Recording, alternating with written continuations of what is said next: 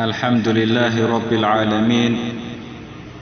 وأشهد أن لا إله إلا الله وحده لا شريك له، وأشهد أن محمدا عبده ورسوله. أما بعد، ولا ليال إلهي سبحانه وتعالى وحو قرآنك كل يهي منها خلقناكم وفيها نعيدكم ومنها نخرجكم تارة أخرى. دضو أرلضا صائدين كأورنا أيو إلهي اللي سبحانه وتعالى عيدا أذكر صعوتان أيا إذن كأورنا منها خلقناكم عيدا سندضو إذن كأورنا وفيها نعيدكم عيدا وإذنكو علينا ديدا أما دونا عيدا يتقون قنيسان ولقوا آسي ومنها نخرجكم تارة أخرى. تاسان هدنا ليلة إذا كسو صار مالة القيامة ويو إلهي ليه سبحانه وتعالى إن نبي آدم أرلد ولغا اسكو قاد إن نبي آدم ولغا أرلد كبر أرلد آكور سعوتد آياتكون نقون تاسان لا يسو صار مركلة إلهي سيدا سوقر سبحانه وتعالى. إخواني وحالك صوحبي موتك إدبات ديسا سكرات الموتك إدبات ديسا وحد فورستا قفك أو لمنايا سريرتي موتك الدليالة dadkii oo dhan ag joogaan argagaxsan malaa'igtii dhinac ka arkaya awlaadiisii haweenaydiisii jaarkii xaaskii dariskii dhammaan ay adag joogaan hooyo aabbay ag joogaan dhammaan labada oynayo wuxuu arkayaa malaa'igtii wuxuu arkayaa masiirkiisii wuxuu ogaaday inuu arlada ka faaruqaayo wuxuu ogaaday awlaadda inuu ka tagaayo wuxuu rabaa inuu la hadlo hadal ma karayo wuxuu rabo inuu dardaarmo laakiin dardaaran uma hadhin malaa'igtii buu arkayaa wadanna annahu alfiraaq waltafat الساق بالساق إلى ربك يومئذ للمساق. والاسكو أروريي وحال الرادية مد ضبيبة وحال الرادي الشيخ الدونا الشيخ القرآن كي أقري لها إلا الرادي قبلة وجهدية قرآن كي أقريها شهادة حسوسية لا إله إلا الله إمسو أرلد اسكو قد قادايا إمسو صلاة الوكر الواي إمسو أرلد اسكو قد قاديسي إمسو أرلد نحن هيس يفخسي بلايو يكون حجرتي إمسا لدها إلهي كبق ولا لها إسقابين إمسا لدها عورض هذا أسطر إمسا لدها ولا إلهي أصوت وبكين وإسكو قد قاديسي آوي ما أنت مركب محيقة بكرتا إمسو مؤمنين تولي بايا سغنة إمسو ضدك ودي بايا إمسو ضدك ودي لاي إمسو ضدك دعاي آوي ما أنت كي كلا مؤمن كاها ونورا يا dadkii soo dardaarmay yashhadu an la ilaha illa allah wa ashhadu anna muhammadar rasulullah yuleeyahay uu faraxsan yahay malaa'igtii jannadu arkaya khalaas naftu way ka baxday waa la qaadaya masaajidka la geenaya waa lagu dukan xagga ay qabriga hadan loo sii kaxeen القبر قبرك محوية هذا المكان المسيء ومشنا إلونا مانت الدنيا أكون دورسوني ومشان مانت نسوق قبرك محوية ولا ومشان عدل بقى ووهل كلهين وحسوس مانت ويريا قبرك كل الدنيا باكو جرنا قفل بداد أردت الدنيا بورنايا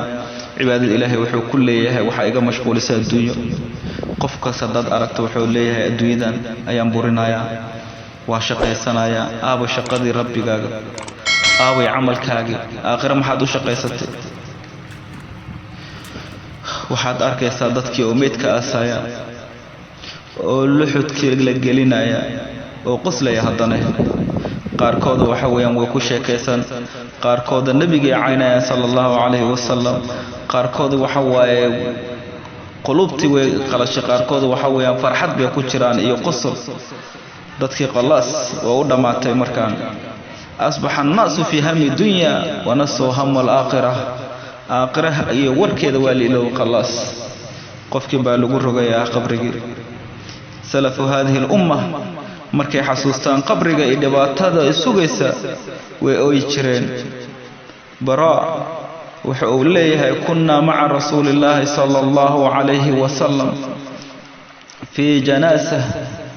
فجلس على شفيه القبر فبكى وأبكى وحاول ليه النبي قال لجوجنا صلى الله عليه وسلم جنازه أحد الصحابة يا لأسي نبي قبرك لنعوك فقط صلى الله عليه وسلم قبرك أيو حسوستي ما شان يري عريري يقف والبقلاي جبي ولا قلايا وانا لا قلاي انبياء ظهر way galeen dadka saalixiinta way galeen taabiciinta way galeen anagana waan galeena adigu waa gali anigu waan gali gabigeena waan galeena nabi maxamed sallallahu alayhi wasallam meeshaas uu xasuustay meeshaas uu ka fikiray waa nabi maxamed sallallahu alayhi wasallam ilaahi ba kullu minha khalaqnaakum xagga saydinka abuurnay xitaa adiga maxamed sallallahu alayhi wasallam حقا صادقون نقدونتا حقا صان لغا سو سار دونا النبي الله نبي محمد باقل عيدا أدنوات قلي دونتا ولال نبي عليه الصلاة والسلام مركو قبرك أكفديستي فبكى وأبكى وأوي النبي صلى الله عليه وسلم دادكنا وكويسي حتى بل الثرى إلا عيد وهند أبوحي صلى الله عليه وسلم ثم قال انت كذب وحويري يا إخواني لمثل هذا فاعدوا ولا ليال يرى النبي صلى الله عليه وسلم ما شاسوك الأسو ديار قروبة أسو ديار قروبة بقبرك ما شاء أسو شقيست النبي وكعل عليه الصلاة والسلام يا إخواني لمثل هذا فاعدوا كان أسو ديار قروبة النبي صلى الله عليه وسلم ما شاسا قلي دونتان دادو أسو شقيست قبرك سلا ودقلي إلهي وحو ليهي دادو ألم نجعل الأرض كفاتا أحياء وأمواتا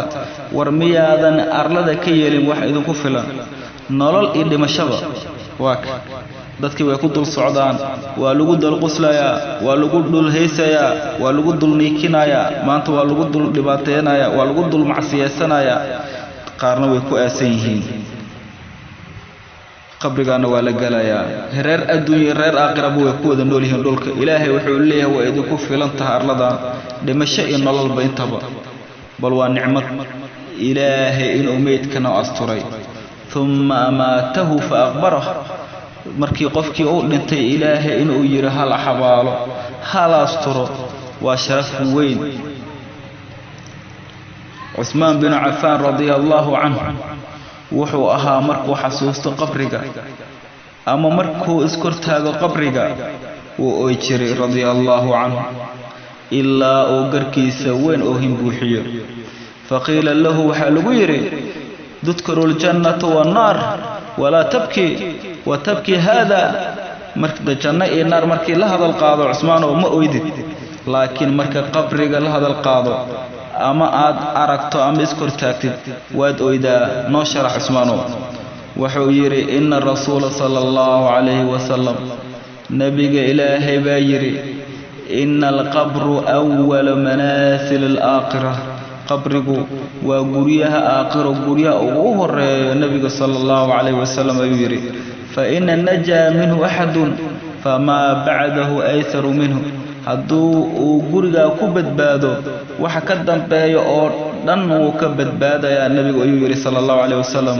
hadduu guriga ku badbaadi waa qabriga wa in lam yunja minhu fama ba'dahu ashaddu minhu guriga qabriga haddii uu ku badbaadi waayo oo lagu xisaabo lagu garaaco waxa sugaya waa naar iyo dhibaato ayaa sugayso sallallahu nabiga yiri sallallahu alayhi wasallam waa qubuurtaas walaalayaal أنا ما أنتو كفكرين oo loo tagin si lagu cibro qaato bal wallahi alazim hablihi inamadii ba isla tagayaan isla ugu soo sineystaan isku soo sawiraan waliba qabuurta inna lillahi wa inna ilayhi raaji'un wasaqda baa lagu daadina lagu ma cibro qaato dadkii hore waxay ahaayeen dadka markay xasuustaan qabriga qabuurta ama ay arkaan iimaanku u biiray ahadu saalihiin wuxuu gurigiisa ka dhax qotay qabri luxud buu u sameeyay markuu dareemo qaswatul qalb ama qaflad ama qalbigiisa inuu inkiga markuu dareemo oo doomo inuu aakhira xasuusto qabrigaas ayuu gurigiisa ku dhax yaalay ayuu gali jiray markaasuu luxudku isku xiri jiray markaasuu markuu gubto oo dhididka ka soo daato ayuu ku dhax qeeli jiray muxuu oranayay rabbi irji'uuni la'alli an a'mala salihan fima tarakt ilaahu wa'ali adduunki wa'ali waa soo shaqaysan ilaahu qabriga iga saar saasoo oran jiray markuu gubto oo dhid tareemo oo naqas ku qabto ayuu albaabka furi jiray qabriga ka soo bixi jiray markaasuu neefsan jiray wuxuu oran jiray ha ya nafsu qad udti fa'mali ma qulti nafay waa adiga soo noqday waa kan ilaahay dib ku soo celiyay wixii aad lahayd waan qaban hadda qabo shaqayso cibaadayso duko salaada og quraanka akhri saasoo nafsiisa waxa weeyaan ku dadaali jiray radiyallahu anhu maanta waxa in halaagay waa kala badsi lacag baan u jeesanay adduun baa fiirinay guryaha saan u dhisan lahayn baad u jeesanay dukaanada saan u camir lahayn baa u jeesanay dumarka saan u guursan lahayn baa u jeesanay kala badsi baana halaagay maanta aakhira kama fikirno qabri ma xasuusano mowdka ma xasuusano bal wuxuu ku ornaa iga xir wacdiga ku leeyahay aakhira ma nagu soo dhaweynaysaa iga yaree adduunka ka shaqeyso wax yar way ka raaxayso ayay leeyihiin aakhira arrimaheeda naga laab sidaas ay oranayaan ilaahay subhanahu wa ta'ala wuxuu leeyahay alhaakum at-takathur waxa idin halaagay oo idin baabi'iyay at-takathur kala badsi dadoo idin hadaagay hatta surtumul maqabir illa aad qabuurta aad ka gasheen ama luxudku lagu rogay waa kala badsanayseen adduunka baad ordayseen oo yiri ilaahay subhanahu wa ta'ala oo leeyahay bal bacd ulama waxay ku fasirayaan alhaakum at-takathur dadoo waxa idin halaagay kala badsi